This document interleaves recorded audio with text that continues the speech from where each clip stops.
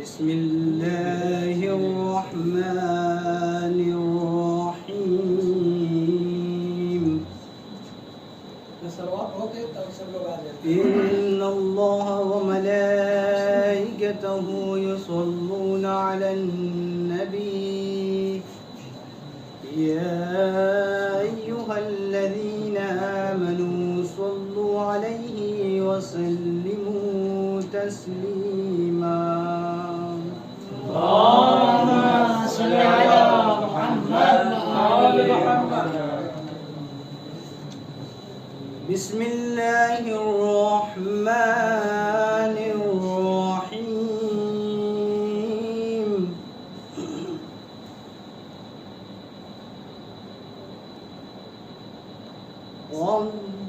والضحى والليل إذا سجى ما ودعك ربك وما قلى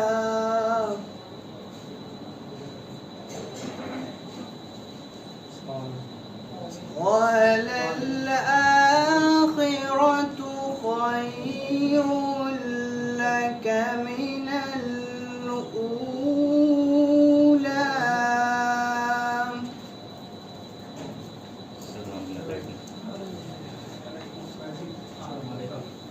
ولسوف يعطيك ربك فترضى ألم يجدك يتيما فآوى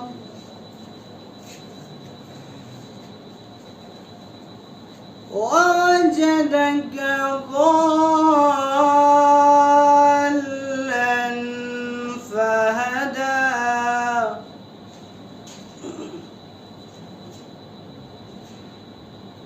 ووجدك عائلا فأغنى فأما اليتيم فلا تقهر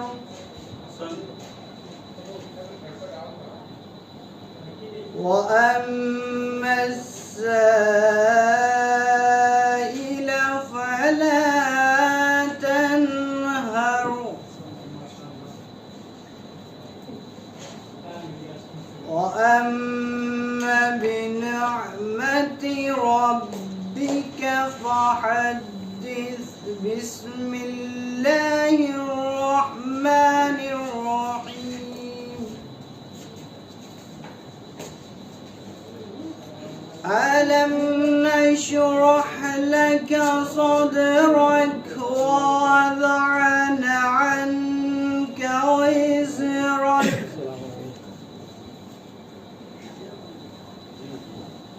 ألم نشرح لك صدرك ووضعنا عنك وزرك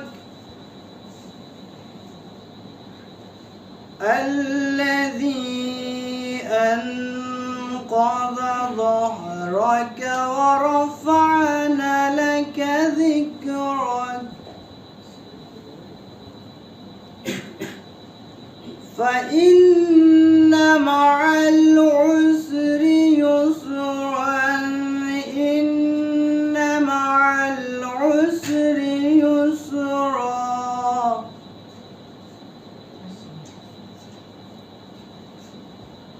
فإذا فرغت فانصب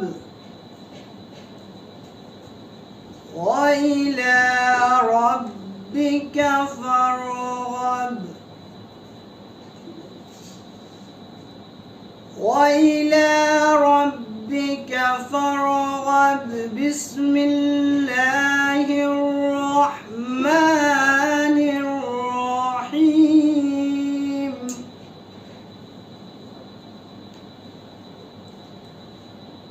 هل أتى على الإنسان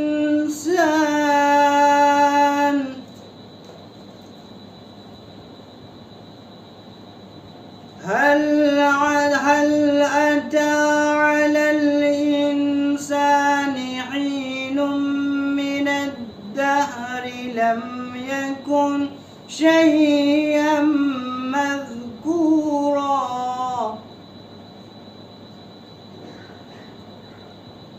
إنا خلقنا الإنسان من نطفة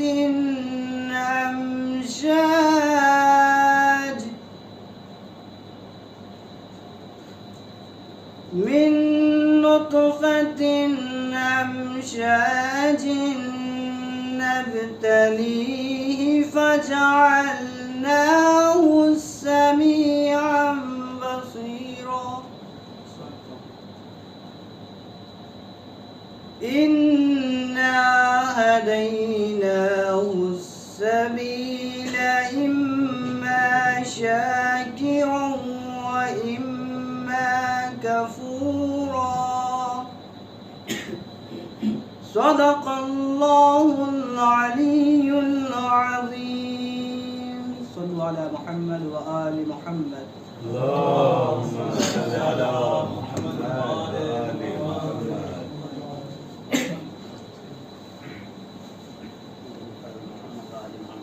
اللهم صل على محمد وآل محمد. حسین جاتا ہے مرنے کو اے میری زینب، قریب آ گیا اب وقت آخری زینب، سلام تم پہ پاپا کی لاڈلی زینب. زینب نے کہا کون ہے پردیسی میں میرا، کیوں جاتے ہو تم چھوڑ کے بھیا مجھے تنہا. زینب کو ہر ایک موڑ پہ تڑپائے گی دنیا، یاد آؤ کہ بھیا. زینب کو ہر ایک موڑ پہ تڑپائے گی دنیا، یاد آؤ کہ بھیا. بات آپ کے ہوگا میری غریبت کا یہ عالم، اسی وقت غریبی بھی کرے کہ میرا ماتم. ساداتی کو جب راہ میں دے گا کوئی صدقہ، یاد آؤ کہ بھیا، یاد آؤ کہ بھیا. اتنا تھا خیال آپ کو پردے کا برادر، لے جاتے تھے تم رات کو اماں کی لحد پر. اب دیکھے گی زینب کے کھلے سر کو یہ دنیا، یاد آؤ کہ بھیا. زینب کو ہر ایک موڑ پہ تڑپائے گی دنیا، یاد آؤ کہ بھیا. بھیا مجھے یاد آئے گا فرمان تمہارا،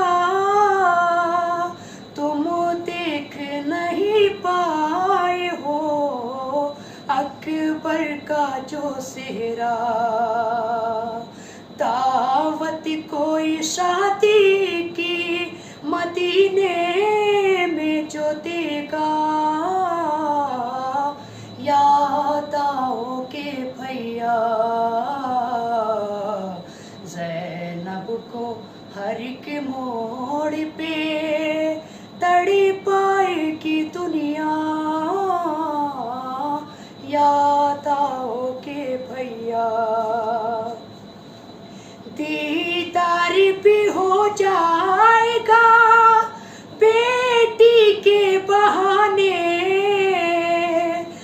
صبح و شام کے زندان میں آہوں کے سلانے، سوئے کی نہیں جب میری لوری سے سکینہ،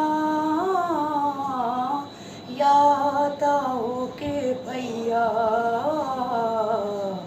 زینب کو ہر ایک موڑ پہ تڑی پائے کی دنیا، یاد آؤ کہ بھیا۔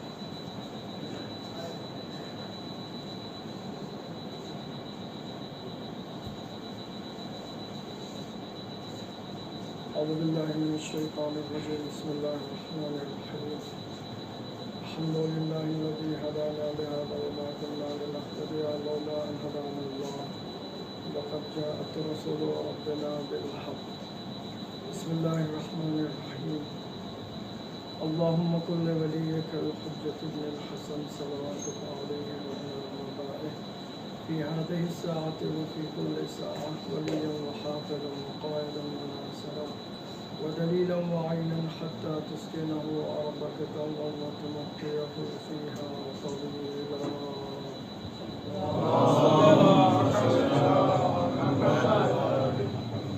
ثم الصلاة والسلام على أشرف الأنبياء والمرسلين وعلى آله الطيبين الطاهرين الذين أذهب الله عنهم الرجس وطهرهم تطهيرا. اللهم صل على محمد وآل محمد. أما بعد فقد قال الله تبارك وتعالى في كتابه الكريم وهو أصدق الصادقين وقوله الحق. بسم الله الرحمن الرحيم قل اعملوا فسيرى الله وملكم ورسوله والمؤمنون صلوات محمد وعلى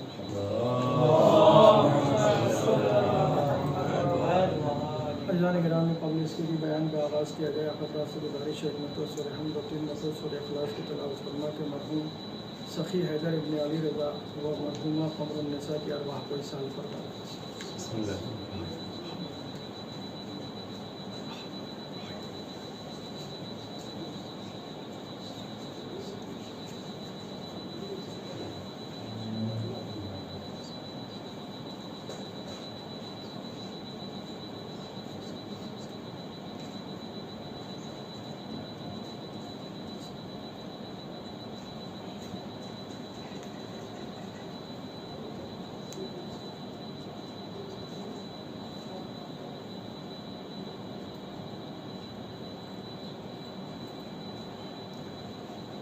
صلوات پہ محمد والی محمد.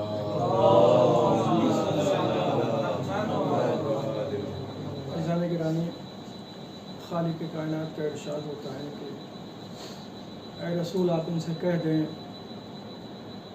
کہ اللہ تمہارے عمل کو دیکھ رہا ہے اور اس کا رسول تمہارے عمل کو دیکھ رہا ہے اور مومنین تمہارے اعمال کو دیکھ رہے ہیں. عزیزان گرامی، شب شہادت بھی ہے اور مجلس کا عنوان اصال ثواب کا بھی ہے. دونوں باتوں کو جمع کرتے ہوئے آپ کے سامنے کچھ باتیں پیش کروں کہ انسان کو ہر حال اور ہر آن ان 3 باتوں کا دھیان رکھنا ضروری ہے کہ اللہ اس کے عمل کو دیکھ رہا ہے، رسول اس کے عمل کو دیکھ رہے ہیں اور مومنین اس کے اعمال کو دیکھ رہے ہیں. عزیزان گرامی، جہاں تک مسئلہ اللہ کا ہے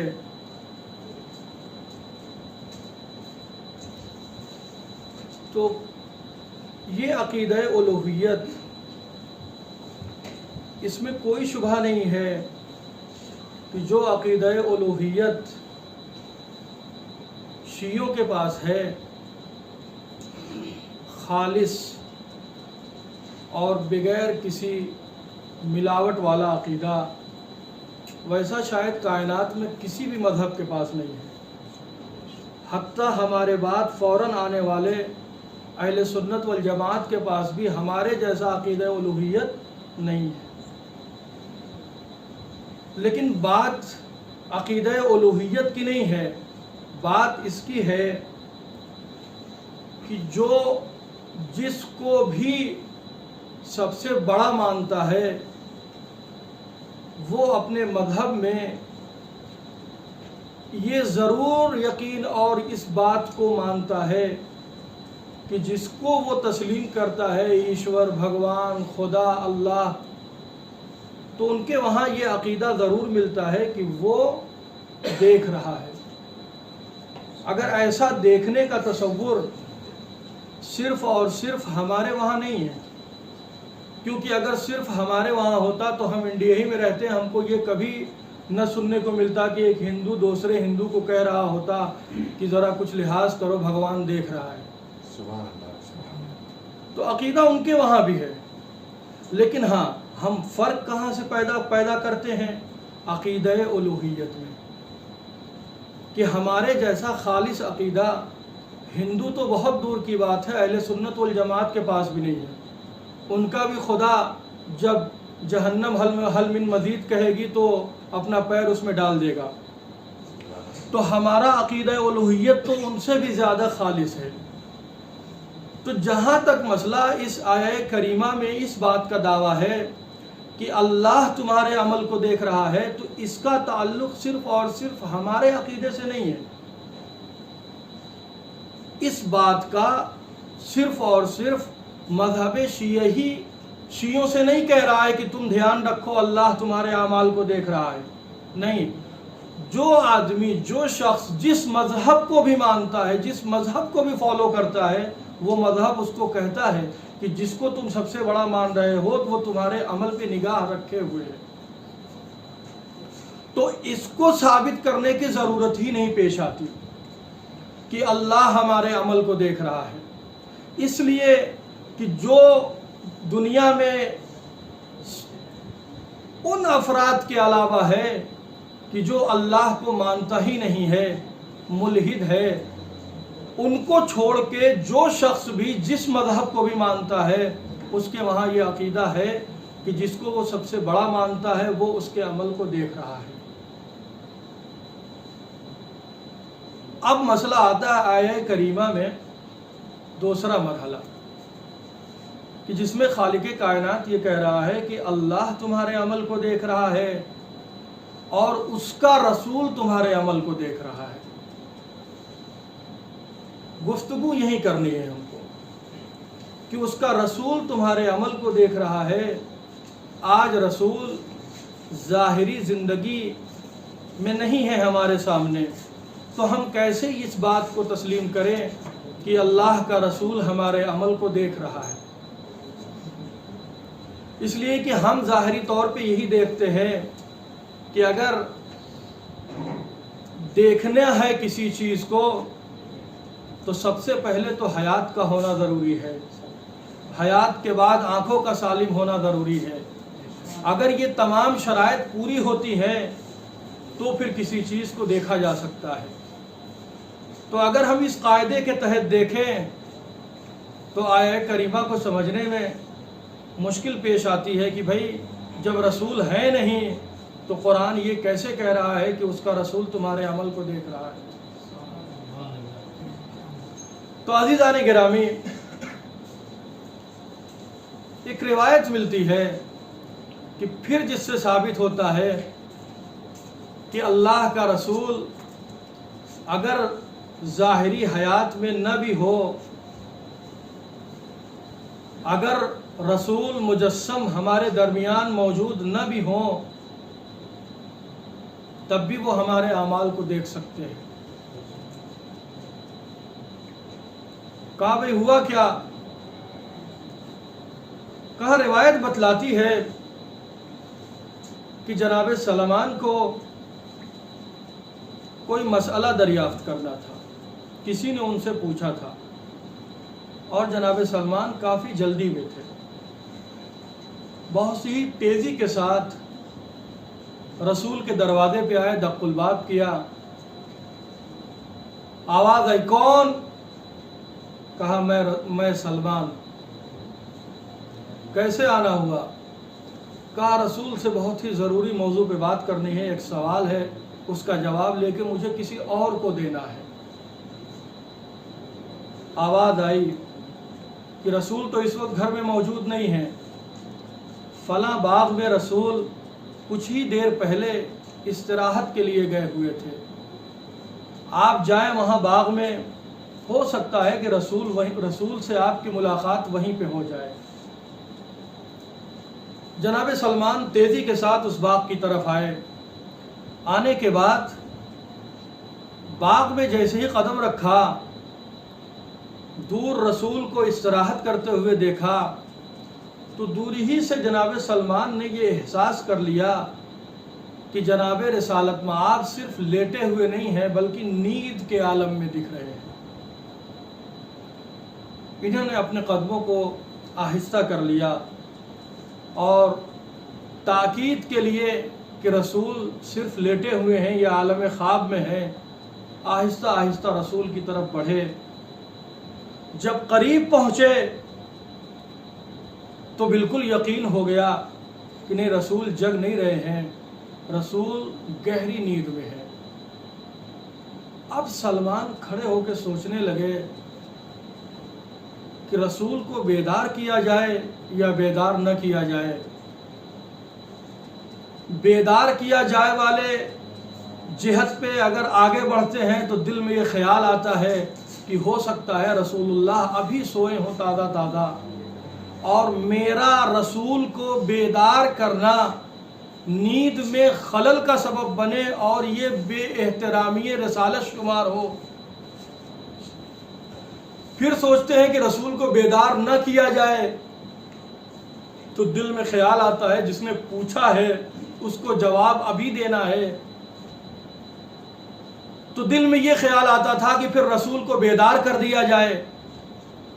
لیکن جیسے ہی بیدار کرنے کی طرف ذہن جاتا تھا پھر وہی بے احترامی والا سوال آتا تھا کہ رسول کہیں ابھی نیند میں گئے ہوں، ابھی محو خواب ہوئے ہوں اور بیدار کرنا شان رسالت کے خلاف ہو جائے۔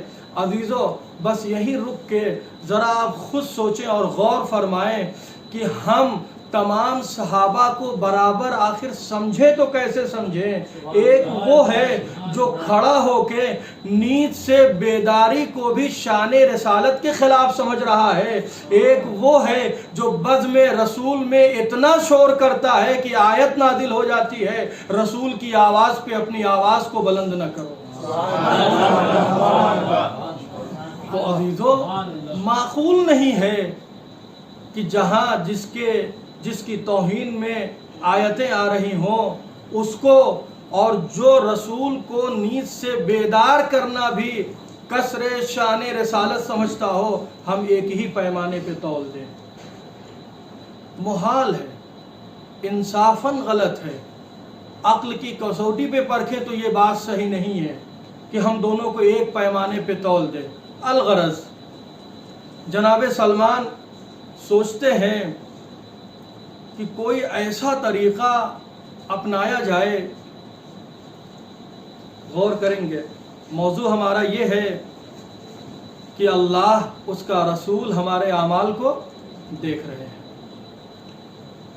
کہا کہ کوئی ایسا راستہ نکالا جائے کہ اگر اس راستے پہ عمل کیا جائے تو شان رسالت میں گستاخی نہ شمار ہو۔ کچھ ایسا راستہ تلاش کیا جائے کہ بالکل ہلکی سی آواز ہو، اگر رسول بیدار ہو گئے تو یہ سمجھ میں آئے گا کہ رسول ابھی گہری نیند میں نہیں تھے، اور اگر رسول بیدار نہیں ہوئے تو واپس چلے جائیں گے۔ جناب سلمان نے باغ کے اندر ایک بہت ہی معمولی سی لکڑی تلاش کی اور سوچا اس لکڑی کو توڑیں گے، جو آواز آئے گی اگر اس لکڑی کے توڑنے کی آواز پہ رسول بیدار ہو گئے تو مسئلہ حل ہو جائے گا، لیکن اگر لکڑی کے توڑنے کی آواز پہ رسول بیدار نہیں ہوئے تو ہم واپس چلے جائیں گے۔ یہ سوچا جناب سلمان نے، لکڑی کو تلاش کیا، توڑا، رسول بیدار نہیں ہوئے۔ جناب سلمان پیچھے کی طرف مڑے، جانے لگے، اتنے میں آواز آئی، سلمان تم جو پوچھنا چاہتے ہو پوچھ کے جاؤ۔ تم یہ کیسے سمجھ لیے کہ اگر ہماری آنکھیں بند ہیں تو ہم دنیا کو دیکھ نہیں سکتے ہیں؟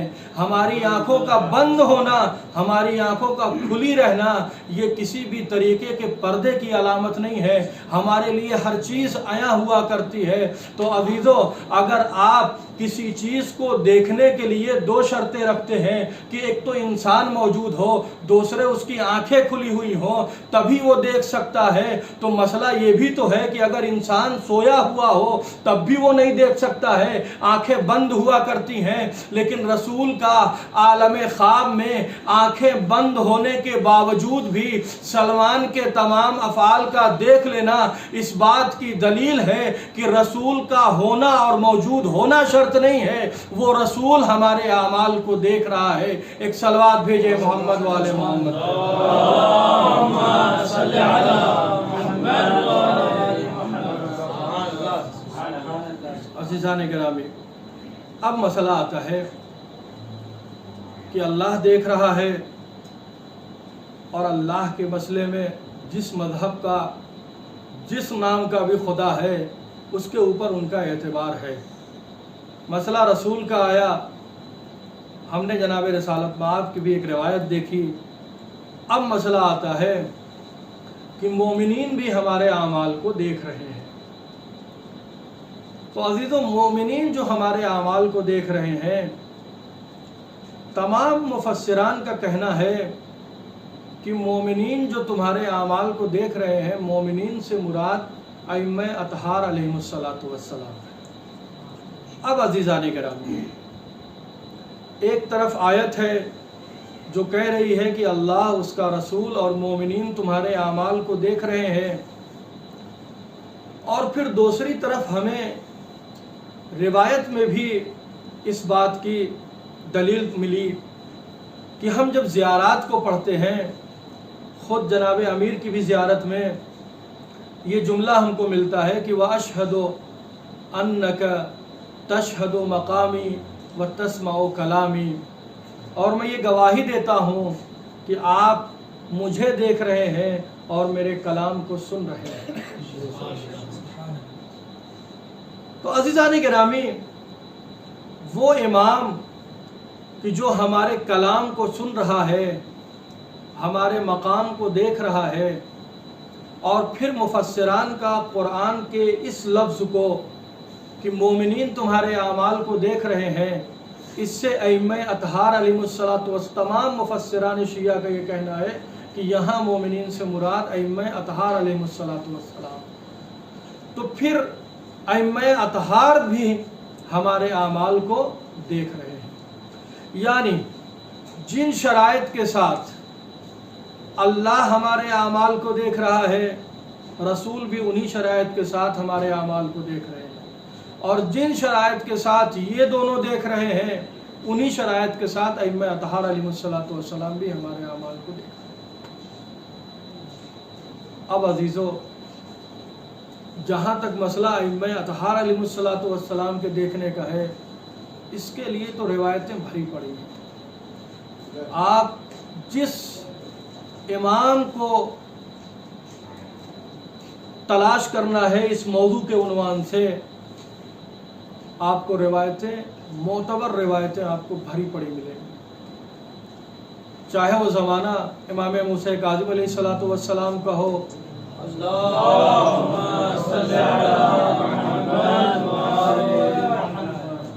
آپ دیکھیں علی بن یقطین اور امام موسیٰ کاظم علیہ السلام کے واقعات میں بالکل بے عین ہی یہ آیہ کریمہ ثابت ہو جاتی ہے۔ لیکن چونکہ مجھے تھوڑا آج کی شب کی مناسبت کو بھی مد نظر رکھنا تھا، تو میں نے امام رضا علیہ السلام کی زندگی پہ تھوڑا دیکھا،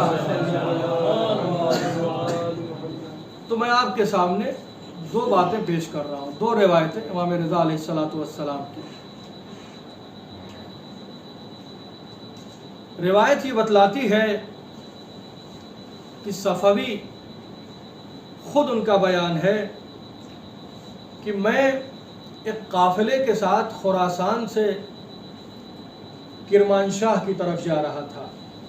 آپ غور کریں گے، مومنین یعنی ائمہ اطہار علیہ الصلوۃ والسلام ہمارے اعمال کو دیکھ رہے ہیں۔ میں خراسان سے کرمانشاہ قافلے کے ساتھ جا رہا تھا، ہمارے قافلے پہ صحرائی لٹیروں نے حملہ کر دیا اور ہم میں سے سب کو انہوں نے چھوڑ دیا، صرف ایک شخص کو پکڑ لیا، اور یہ وہ شخص تھا جس کے بارے میں لوگوں نے غلط افواہیں پھیلا رکھی تھی کہ یہ بڑا مال و دولت والا ہے، اور وہ صحرائی لٹیرے اسی کو ٹارگٹ کر کے حملہ کیے تھے۔ اس ایک شخص کو پکڑا اور پکڑ کے لے کے چلے گئے اور اسے قید کر ڈالا، اور وہ اس افواہ پہ اتنا زیادہ یقین کیے ہوئے تھے کہ روز بروز اس کی سختیوں میں وہ اضافہ کرتے جاتے تھے۔ باندھے ہوئے تھے، پھر اس کے اوپر ڈھیروں برف ڈال دیا کرتے تھے، اور اس برف کے باوجود جب ان کو سکون نہیں ملتا تھا تو اس کا منہ کھولتے تھے اور منہ کے اندر بھی برف ڈال دیا کرتے تھے۔ ایک دن انہی لٹیروں میں سے کسی کی خانم کو بڑی اذیت دکھی کہ اس کو سب بڑا اذیت دے رہے ہیں اور یہ بار بار کہہ رہا ہے میرے پاس مال و دولت نہیں ہے، اس کو رہا کر دیا، اور وہ بھاگتا ہوا صحرا سے نکلا اور آ کے خراسان میں رکا۔ جب خراسان میں وہ پہنچا ہے تو کسی نے اس کو خبر دی کہ تم اب بول نہیں پا رہے ہو، زبانیں تمہاری بالکل اکڑ سی گئی ہیں، تم ایک کام کرو، نیشاپور میں امام رضا علیہ الصلوۃ والسلام آئے ہوئے ہیں، تم وہاں چلے جاؤ اور ان سے کوئی علاج طلب کر لو، شاید ان کے علاج سے تم صحت یاب ہو جاؤ۔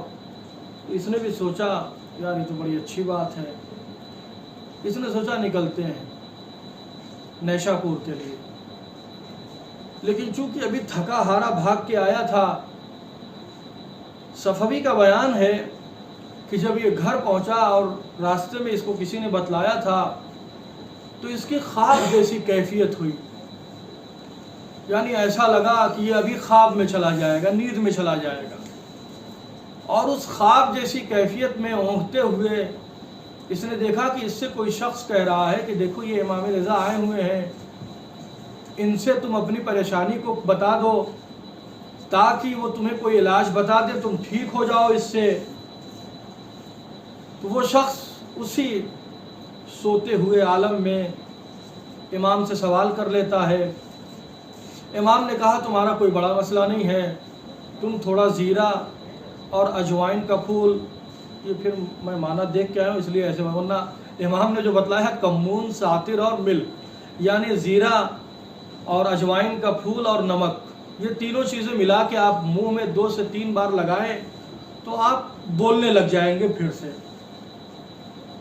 یہ شخص بیدار ہوا تو اس کے دماغ سے وہ بات نکل گئی، شاید وہی جو اذیتیں سہے ہوئے تھا وہ توجہ نہیں دے پا رہا تھا اس بات کی طرف۔ بیدار ہوا اور اس نے سوچا یار اس شخص نے بتلایا تھا نیشاپور جانے کے لیے، چلتے ہیں نیشاپور، امام رضا علیہ السلام وہیں ہیں، انہی کے سامنے اپنی مشکل کو رکھیں گے اور مسئلے کو حل کریں گے۔ یہ نیشاپور کے لیے نکلا۔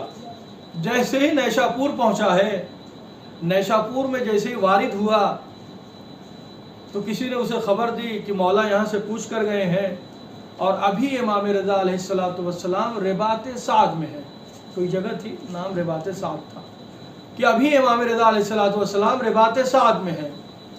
اس نے سوچا انتظار نہیں کرنا چاہیے، فوری طور پر یہاں سے نکلنا چاہیے رباط سعد کے لیے۔ وہ نیشاپور سے فوری طور پر رباط سعد کے لیے نکلا۔ رباط سعد میں جا کے اس نے امام کو درک کر لیا۔ جیسے ہی امام سے ملا فوراً اپنی پریشانی کہنے لگا، مولا ایسا ایسا مسئلہ تھا، خراسان سے کرمانشاہ جا رہا تھا، مجھے کچھ لٹوروں نے پکڑ لیا، قیدی بنا لیا، اور ایسا ایسا واقعہ میرے ساتھ پیش آیا۔ میرے دہن کے اندر ان لوگوں نے اتنی ساری برفیں رکھ دیں کئی دنوں تک کہ زبان اکڑ گئی، اب میں بولنے پہ قادر نہیں رہا۔ اس نے کسی طرح امام سے ساری باتیں احوال عرض کی، تو امام نے فوراً جواب دیا، میں نے تو تمہیں کچھ دن پہلے ہی بتلا دیا تھا۔ کہا مولا کب آپ نے بتلایا تھا؟ کہا یاد کرو۔ کہا مولا کچھ خواب سا یاد تو آ رہا ہے، لیکن مولا آپ نے کیا بتلایا تھا وہ نہیں یاد آ رہا ہے، اگر ہو سکے تو آپ دوبارہ دہرا دیں۔ امام نے وہی علاج دوبارہ بتلایا، اور روایتیں یہ کہتی ہیں کہ پھر جب اس نے اسی علاج کو آزمایا تو وہ بالکل صحت یاب ہو گیا۔ عزیزو، مسئلہ شاہد مثال کا یہاں ہے کہ امام کا ہمارے پاس ہونا یا ہمارا ان کے پاس ہونا ضروری نہیں ہے، بلکہ اگر واقعی طور سے ہم نے سارا دار و مدار یہ کر لیا کہ ہماری مشکلیں وہ امام حل کر دے گا، تو اگر ہم عالم خواب میں بھی جائے تو امام اس کا حل بتا دیا کرتے۔ ایک صلوات بھیجے محمد والے محمد۔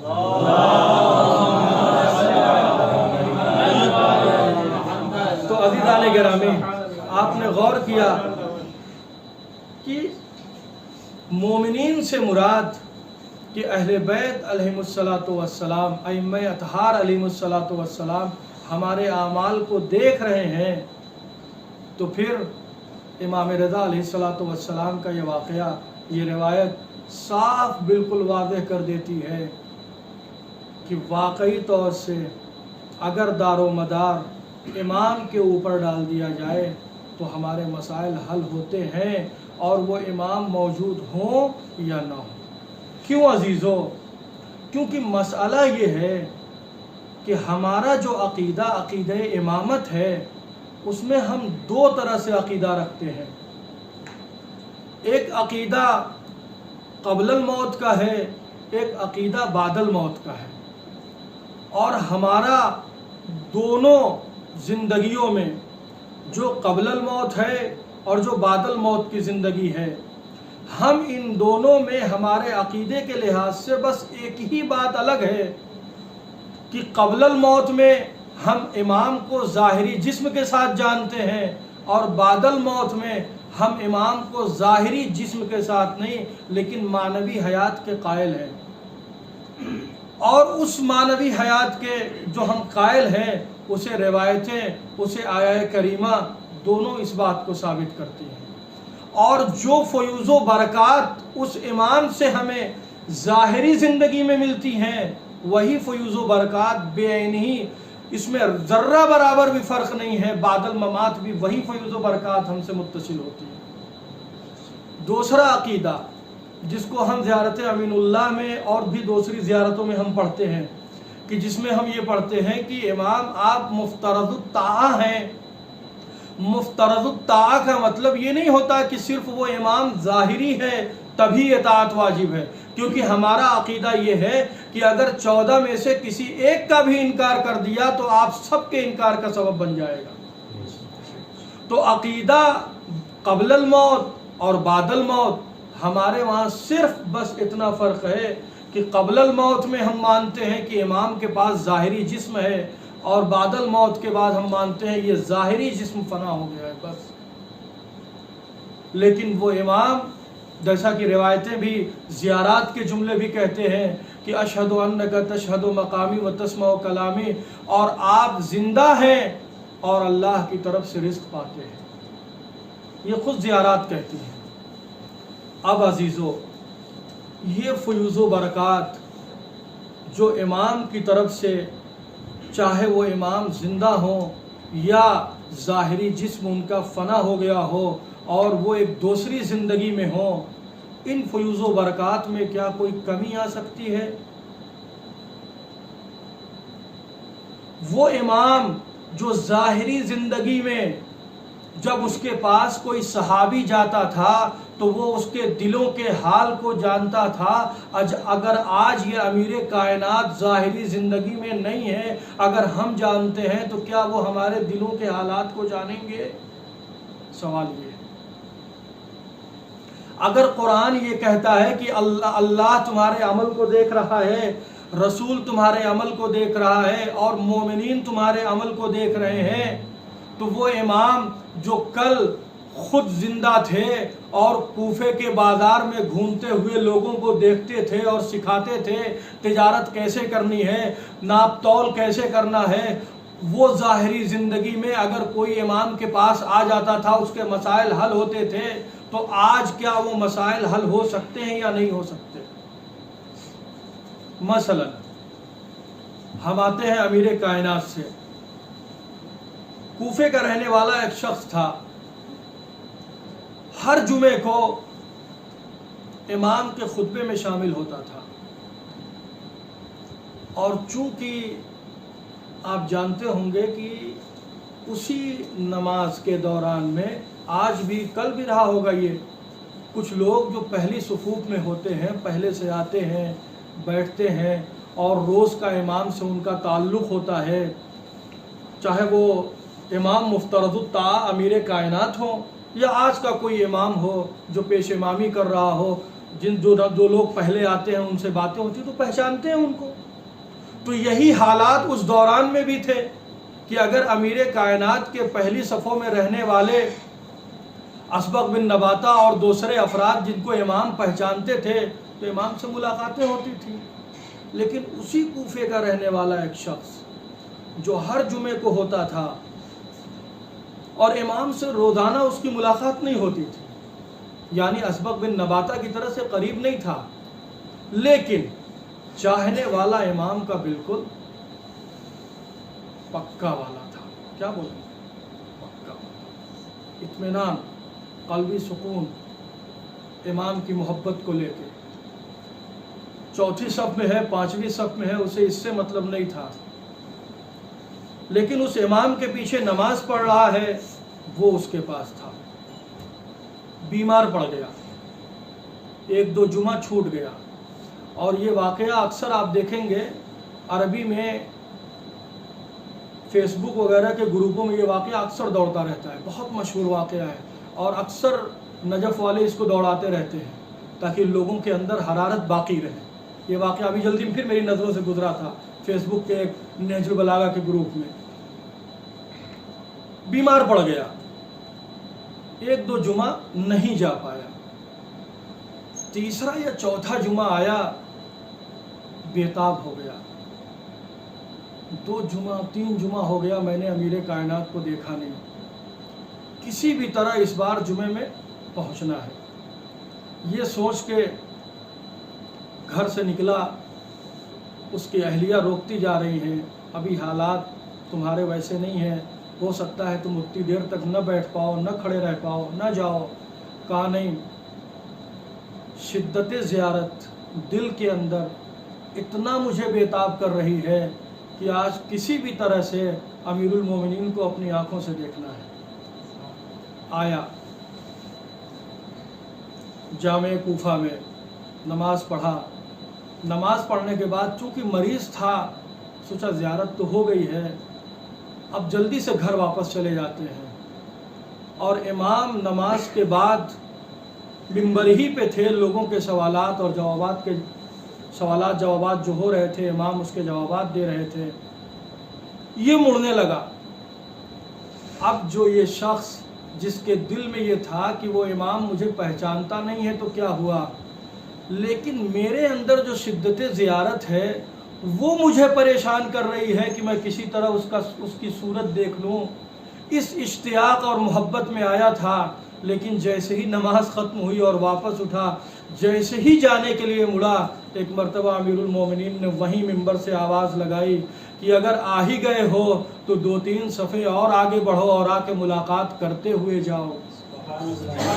عزیزو، اس کے بتانے کا مقصد صرف یہ تھا کہ آپ غور کریں کہ اگر واقعی طور سے ہمارے اندر دل کے اندر بھی کوئی بات چھپی ہوئی ہو اور جسے ہم اپنے گھر کے کسی ایک فرد، اپنی خانم، اپنے بیٹے یا کسی ایک سے بتا کے نکلے ہوں، کائنات میں کوئی بھی نہ جانتا ہو، پھر بھی وہ دلوں کے حالات اتنی نزدیک سے جانتے ہیں کہ صرف یہی نہیں کہیں گے کہ مڑ جاؤ، بلکہ تم اگر کبھی بھی نہ ملے ہو تو تمہارے نام سے تم کو مخاطب کر کے کہیں گے آؤ اور آ کے ملاقات کر کے جاؤ۔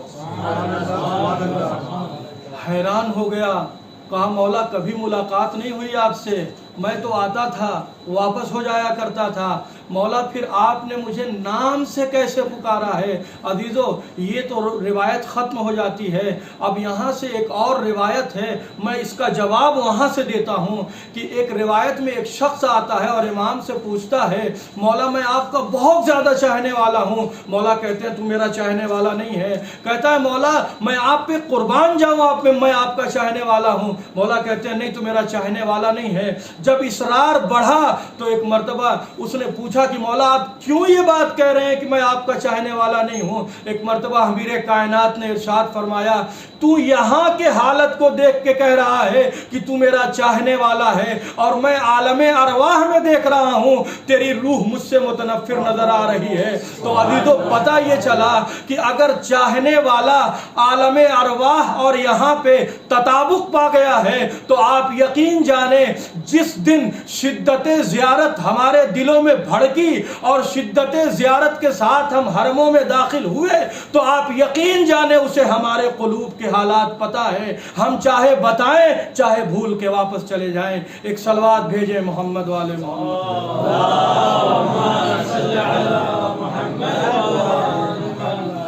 اب عزیزان گرامی آ گیا میں آخری بات پہ کہ اگر شدت زیارت بھڑکی اور ہم گئے اور ہم بھول گئے تب کیا ہوگا؟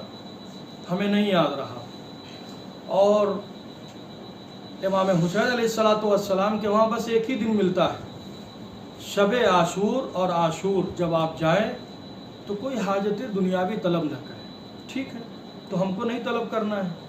اس کے علاوہ ہم اگر گئے تو ہم حاجت دنیا مانگ سکتے ہیں، لیکن اگر ہم بھول گئے تب کیا ہوگا؟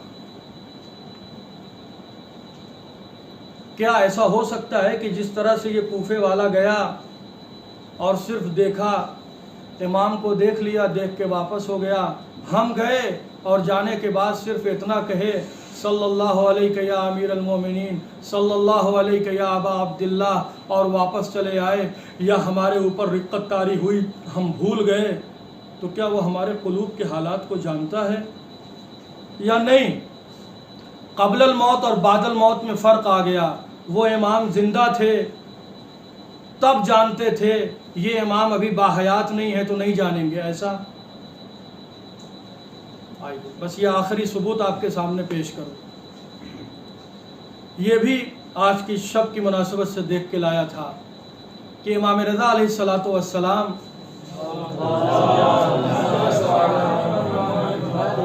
امام رضا علیہ السلام مدینے میں ہیں، عراق سے ایک شخص گیا ہوا تھا، نام اس کا ریان بن سلط، ملنے کے لیے گیا ہوا تھا۔ جب مل لیا اور مل کے اپنے جہاں رکا ہوا تھا سرائے میں، سوچا کہ اب ارادہ کیا خروج الی العراق کہ اب میں عراق کے لیے نکلوں، گھر کے لیے نکلوں، تو سوچا آخری الوداعی ملاقات امام رضا علیہ السلام سے کر لوں۔ جب یہ ارادہ آیا کہ آخری ملاقات الوداعی ملاقات امام سے کر لوں تو اس کے دل میں ایک خواہش پیدا ہوئی۔ آپ غور کریں گے، اس کے دل میں ایک خواہش پیدا ہوئی، معلوم نہیں حیات رہے نہ رہے، امام کے پاس دوبارہ آنا ہو یا آنا نہ ہو، اسی ملاقات میں کچھ ایسا حاصل کر لیتے ہیں کہ آخرت سمجھ جائے۔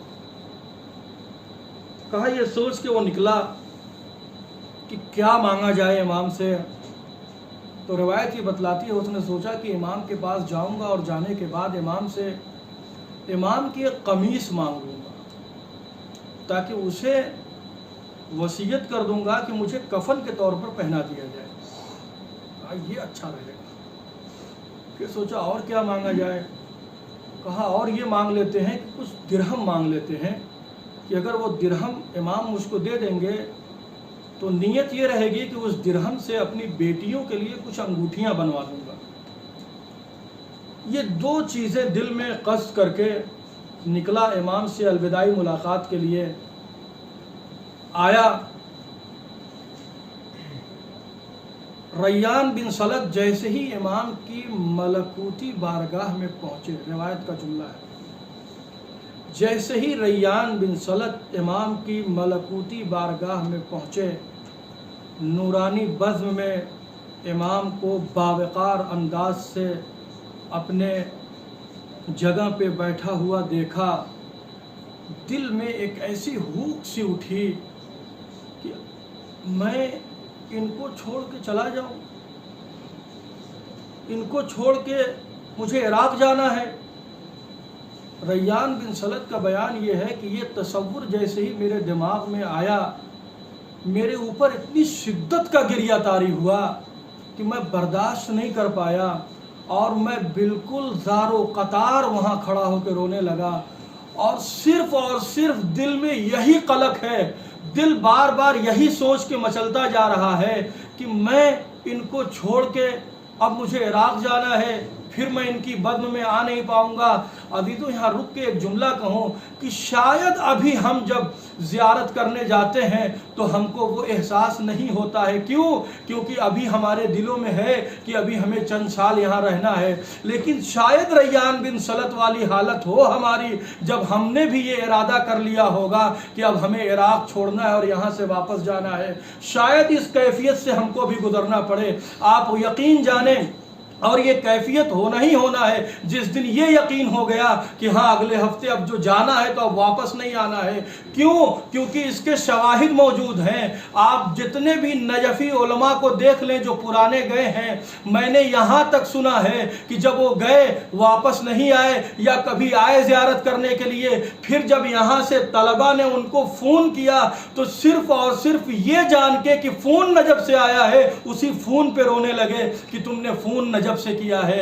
یعنی کیونکہ دل میں وہ یادیں تازہ ہو گئیں، جب وہ کبھی امیر کائنات کی بارگاہ میں ہوا کرتے تھے، کبھی ابا عبداللہ کے صحن میں بیٹھ کے دعائے کمیل پڑھا کرتے تھے، وہ یادیں تازہ ہو گئیں، وہ چیزیں یاد آ گئیں۔ تو عزیزو شاید وہی مرحلہ تھا ریان بن سلط کے لیے کہ یہ سوچ رہے تھے کہ اب اس امام سے رخصت ہونا ہے، میں آیا ہوں آخری ودا کے لیے، اب مجھے عراق چلے جانا ہے، اب یہ ملکوتی فضا میسر نہ ہوگی، اب یہ نورانی ماحول مجھے میسر نہ ہوگا۔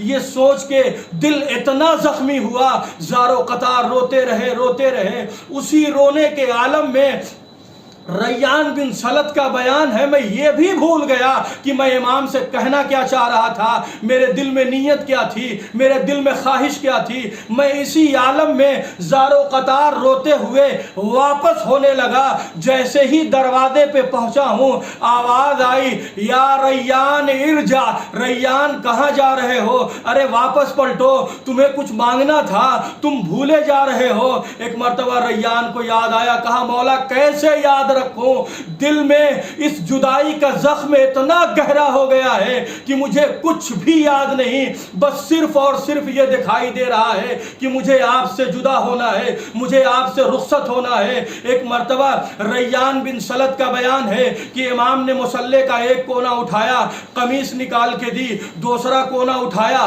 درہم نکال کے دیے۔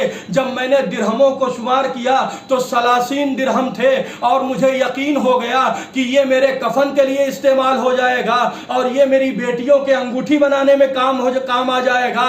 عزیزو آپ نے غور کیا شاہد مثال پہ، ریان بھول گئے تھے، ریان کو یاد نہیں تھا، لیکن عزیزو اگر واقعی طور سے دل سے تڑپ کے اگر ہم امام کی بارگاہ میں جائیں تو اسے بتانا نہیں پڑتا ہے، بلکہ وہ خود ہمیں یاد دلایا کرتا ہے۔ بس پتا چلا اس امام کی ظاہری زندگی اور زندگی بعد الموت میں کوئی فرق نہیں ہے، وہ ہمارے اعمال کو بھی دیکھ رہا ہے اور ہمارے دلوں کی حاجات کو بھی جانتا ہے۔ ایک صلوات بھیجے محمد والے محمد۔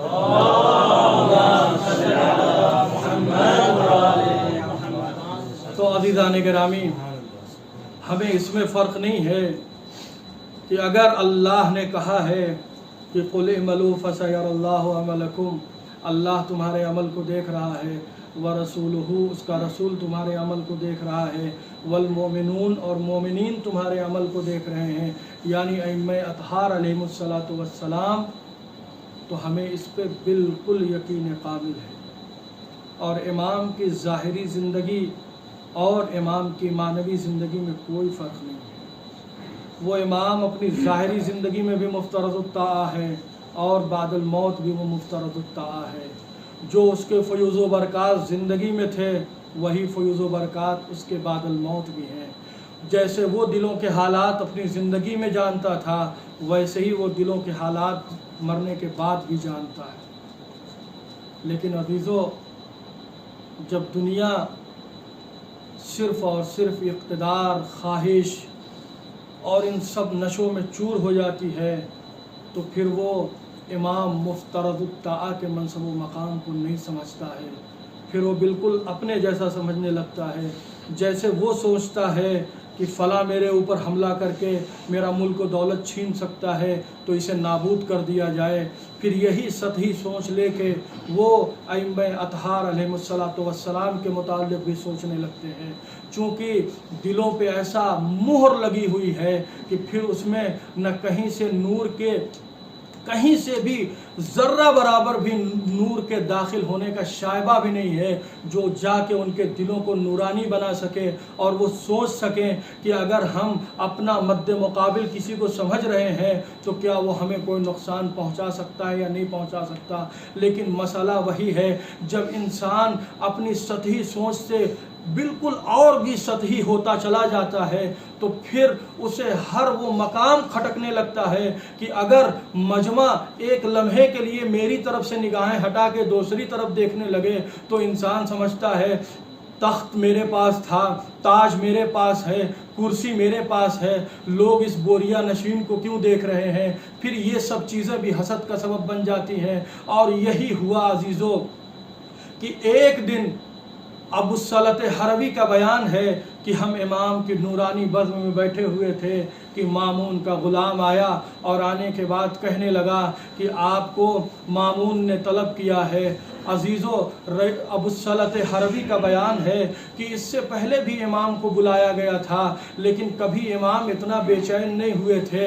लेकिन आज जब ये ग़ुलाम आया है और आने के बाद कहता है कि आपको मामून ने तलब किया है, जैसे ही ये आवाज़ इमाम ने सुनी, एक मरतबा इमाम ने इन्ना लिल्लाह पढ़ दिया और अबू सलत हरवी के साथ उठे और आने के बाद मामून के दरबार में आए और रिवायतें यहाँ से मुख्तलिफ हो जाती हैं।